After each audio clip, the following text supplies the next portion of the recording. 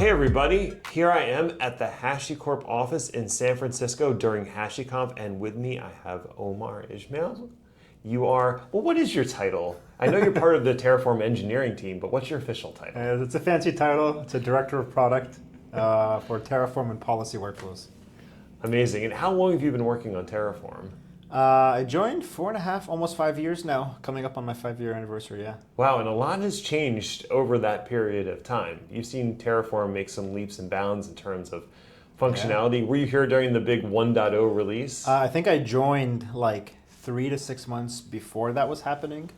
And everyone was sort of like, Terraform has been there, for a while. It's kind of becoming the industry standard. Like, we should make it a 1.0. It felt like a logical thing to do. And so I joined literally, I think, probably a few months before that happened.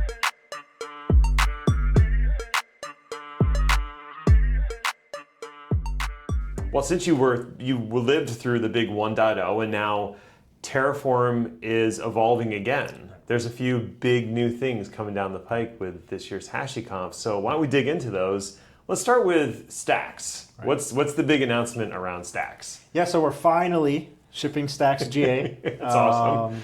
It's definitely a long time coming. But yeah, so I mean, we shipped the beta last year, and since then a lot of people have been using it. And we really used this time to both, of course, validate our initial theories for why, what the sort of fundamental problem set that Stacks was solving. And then we learned more stuff, for example, whether it's people, wanting to have thousands of landing zones, that sort of landing zone concept, right? Where you want to have a base set of primitives across a lot of accounts or a lot of, subscriptions or, whatever the sort of, account subscription kind of model for different, providers is. And you want to sort of provision that across whether it's the same cloud, same provider, or multi-cloud. The size and scale of people's workloads is kind of what sort of somewhat surprised us. Okay. Again, it's like, we thought would be sort of 5, 10 accounts that you want to sort of manage, but some people actually want to have a stack that kind of manages the base layer of infrastructure for literally thousands and thousands of accounts. Well, okay, so let me just put that into context. So you're saying it's one stack. Correct. And within that stack, it's managing what is the landing zone for 1,000 accounts in, Correct. Let's say, AWS. Correct. And that's just one stack that people are using that for. Correct, yeah. So the scale of the use case was sort of what we sort of, was, surprising in some sense to us, right? Right. We initially said, okay, the sort of dev stage prod kind of thing, maybe multi-region, but it's just sort of the scale of the use cases, right? That kind of was sort of something that we took a lot of feedback in. We wanted to make sure that Stacks can scale to those kind of workloads. Yeah. Right? And so that's kind of, what sort of took some time, right? But that's sort of the one big announcement we have, and then we have 2 announcements as public beta. Hopefully this time it won't be that long before public beta and GA. We do aim for sort of the GA of these 2 things to kind of happen end of year, but yeah, one of them is Terraform Search, and the other one is Terraform Actions. Okay. And I can kind of go into each one of them. But yeah, those are the 3 big announcements: Stacks GA, Terraform Search beta, and Terraform Actions beta.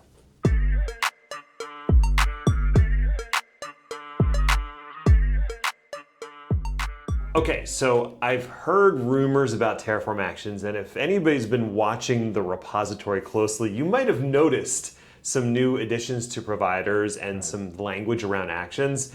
But what is Terraform Actions? What use case is it trying to solve for? What problem is it trying to solve? Yeah, so there's sort of 2 ways to look at actions. From the problem use case first approach, we've had provisioners in Terraform for a while. We've kind of said don't use them. Yeah. People use them, and so it's kind of, we said, look, let's just, people are using them. Let's understand why they're using them. Right? Sure. And it's really around whether it's after provisioning or before destroying, or you want to do some cleanup work, you want to run a script after something else. And as we started doing more discovery and figuring out what the sort of larger problem space was, we realized, look, there's a lot of other, if you just take a look at any resource API, you have the CRUD, create, read, update, destroy. Those are the CRUD operations. Right. And that's what Terraform does today, right? And then you have everything else, right? A bunch of other API calls. Right. And some of them, people do want to, and they're using sort of provisioners for some of those category of things. But they're doing it in a hacky way. You have null resource, and you sort of try to sort of fake a triggering by destroying plus creating something, but the resource you're modeling isn't actually a resource, it's just an API call to trigger something. It's modeled as a resource, and so you have to kind of hack Terraform to do something, right? That isn't really a CRUD of a resource, right? And so this is where we said, okay, well, let's just take this in and actually build a first-class native language construct for it, and we're calling it actions. And actions are, there's a top-level action block. There's an action configuration. It's defined in Terraform and the Terraform provider. There's a schema associated for it, and that really that maps to the underlying API call for that particular resource, right? So a clear cache, database backup, run a script, trigger a Lambda, trigger an Ansible job. Really, any API call that exists for a resource can be modeled as an action. And what triggers an action within the general workflow? Can you trigger on when you create, when you destroy? Can you do it when you update? Because I know that was the problem with provisioners is they only fired on create or destroy, and that was it. Right. So now we have, as part of this action block, top-level action block, and then there's an action trigger block that is within the resource lifecycle. Oh, okay. Right, and so that one is where you can codify one of 6 event types to listen to. Okay. There's before create, after create, before update, after update, before destroy, after destroy. Okay, so you can be really particular about when an action is triggered. Correct, and you can sequence things. So you can say, and you can add multiple events. So you can say after create, after update, go trigger the Lambda, or before update, before update of a database, do a snapshot, right? Do a backup. There's a whole slew of things that you can do around the life cycle of the resource, where you can codify in accordance to what of the one of 6 events with some conditional that you can add. Go ahead and trigger these actions. It can be one or many actions. Okay, so you're actually operationalizing Terraform. Correct. These are day 2 tasks that I would normally do as an ops person. Right. Now I can have Terraform handle that for me when I'm doing my infrastructure updates. That's exactly. And so you can run Terraform Actions in one of 2 ways. Okay. You can run it automatically as part of any plan apply by simply just having the action trigger block within the resource lifecycle block. Sure. And then it would just automatically, as part of the planning, right, the creating, updating, destroying of resources, it would automatically trigger those actions to run. That's sort of as normal standard plan apply, it would run as sort of part of that process. The other one is sort of an ad hoc direct invocation, right, which we have a sort of an invoke flag. We're looking at more CLI commands in the future, but it's a direct invocation of that. You can think of it almost like a targeted apply. A targeted apply for a resource, but now it's sort of a targeted action in some sense. Like in the same way that you would use -replace to replace a particular resource. Now you could say -invoke run this action. Run this action, and then if you have resources referenced to it, it would refresh those resources and then go ahead and trigger that action. That's pretty cool. So that's available in beta? That's available in beta. We have a couple of providers that have implemented. AWS has a couple. Ansible Automation Platform has also a couple of actions implemented. Azure has 1 or 2. And so we're looking to really scale that out. And obviously this is an ecosystem thing, so we're definitely looking for contributions and people to kind of participate. And so we can grow the coverage that we have for actions that are out there. Excellent. Yeah.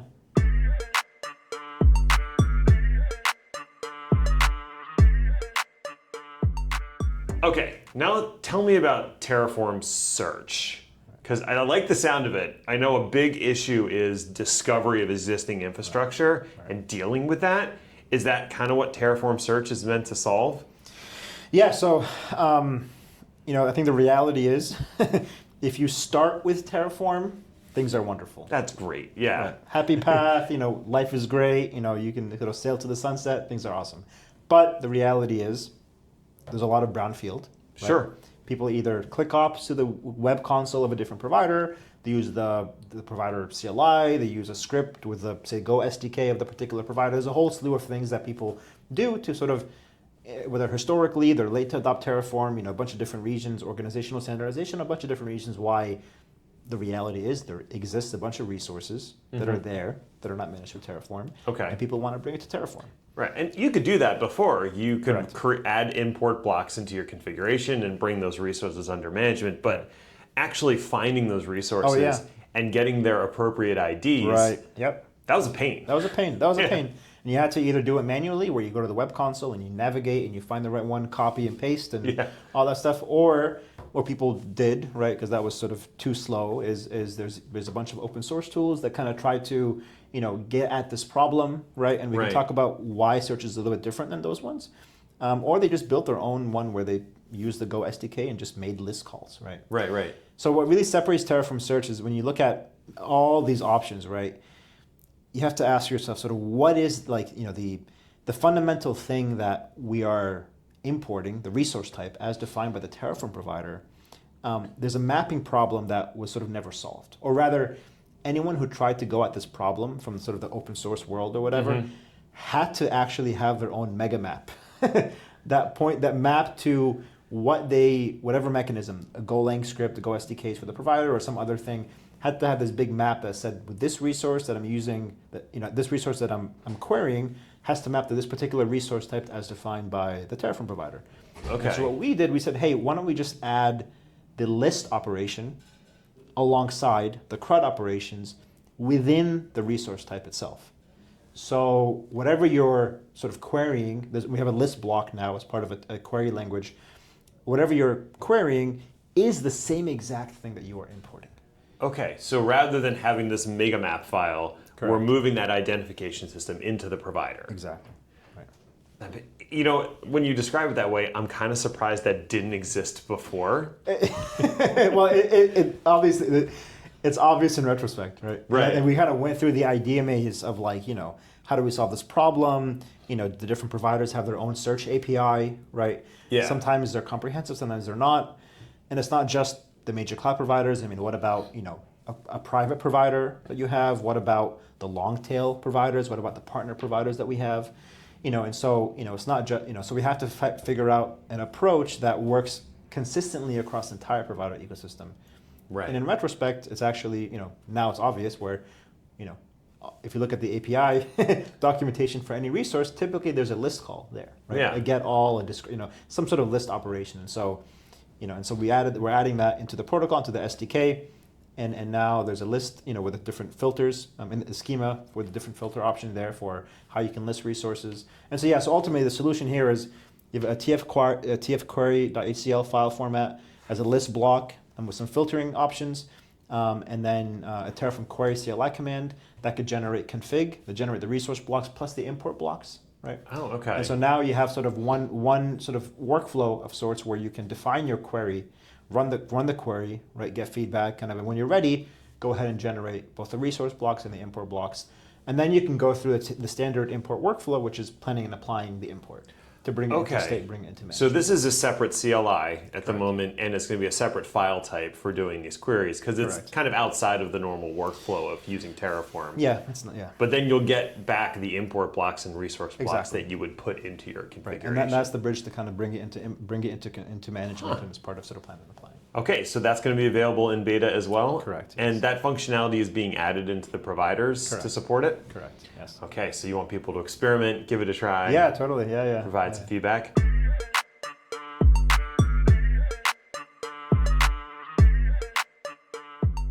I'd like to shift the conversation now a little bit and look towards the future. I mean, those are three big things that are coming out. But, earlier we were talking about the fact that you were here for the 1.0 release. Right. That was a big deal. That was 4 years ago. It's probably a little too soon, but if we look towards the future and Terraform 2.0, right. What do you foresee as the big lofty goals or moonshots that you would like to see in a Terraform 2.0? Yeah, loaded question. I know, right? Predict the future. I know, Do it yeah. now. So I think I could share a couple of things, right? So, well, first and foremost, we definitely want to see, Stacks GA for sure. Search and actions are sort of two new primitives, right? Mm-hmm. Definitely put them out there. See what we can kind of anticipate some problems from some other use cases that could emerge. Could you co-define a query within a module to kind of help the automation of sort of querying the module plus auto importing into it? Ooh, okay. And so I'm sure people might have that sort of use case. We're trying to research that.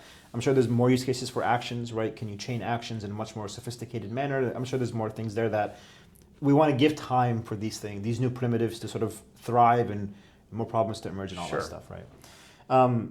But if we take a step back, from 1.0, right, to now and then whenever, in the future, if you take a look at what has happened in Terraform, a lot has happened, right? You had a test framework that was added, right? Yeah. We had the state-driven config operations. That was sort of a big deal at the time, right? Yeah. Import moved, right? We had provider functions, ephemeral resources to kind of handle that sort of how do you model ephemeral objects. That so happened to solve secrets in state, but it was really an underlying like bigger problem of how do you model these tokens, credentials, these sort of other objects that are tied to resources, but yes, the side effect is state. But so that the big thing we added there, and obviously now stacks and search and actions. And so Terraform, in this sort of broad view, has definitely transformed, right? Yeah. And so that's sort of Terraform 2.0 in the spiritual sense, which is sort of taking a step back and saying Terraform has changed, right? Maybe the sort of acknowledging that in some sort of form, right? But I think the more important part is, what does Terraform 2.0 mean in a very literal sense, right? Because it is a major version upgrade, right? And the biggest thing that a major version upgrade allows you to do is breaking changes. Yeah, you right? can deprecate some things. Correct. And they're already deprecated. You can finally remove them for good. Right, totally. You can break some of the workflow or the functionality, and Right. people will know that because it is a major release. Right, and it gives you as a sort of maintainer of this language, it gives you the flexibility to do that. Now, for sure, make no mistake, whether it's other, languages in general, or from sort of up until 1.0, from pre 1.0, right? There's a fundamental design principle that we have, which is we want to minimize the number of any breaking changes people. Sure. And that's sort of a definite thing. We don't want to, we want to minimize as much as possible. But there is big open questions, like, for example, if you look at provider functions, right? It's an ugly syntax, right? It is. and sort of, there's questions around the top level namespace, who occupies that, right? The providers occupy the top level namespace of the Terraform language. Is that something we want to break, not break, right? We are kind of, there's a bunch of architectural things within Terraform, some of these long-standing top 10 GitHub issues, which we're now aggressively trying to solve. They're there because of some deep architectural problems within Terraform that we want to sort of really address. And so it's definitely within top of mind, right?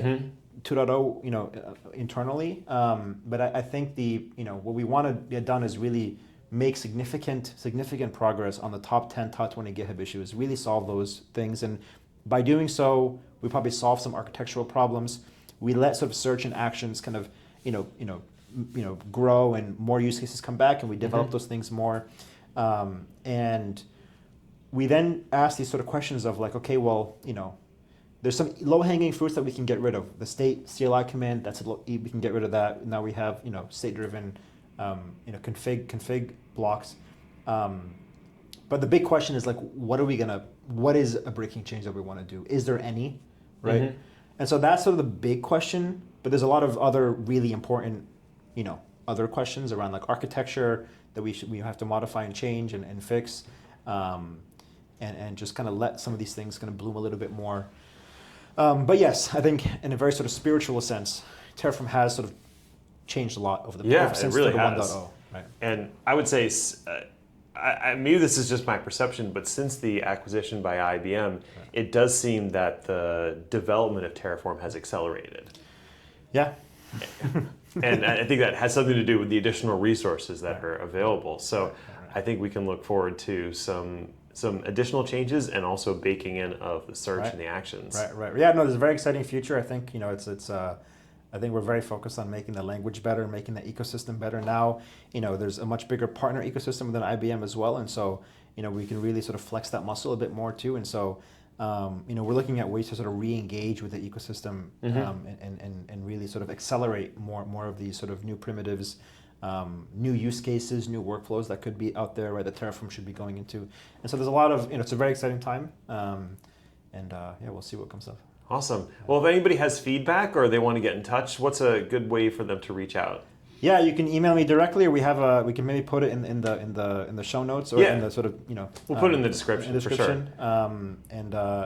Email us directly. We always love talking to users and hearing different use cases, different problems, different workflows that are unaddressed, and we love doing that. Yeah, that's our bread and butter. And I'm sure you'll discover something interesting, like thousands of accounts in a stack. Awesome, Omar. Thank you so much for being a guest today. Fun. Awesome. Awesome, great.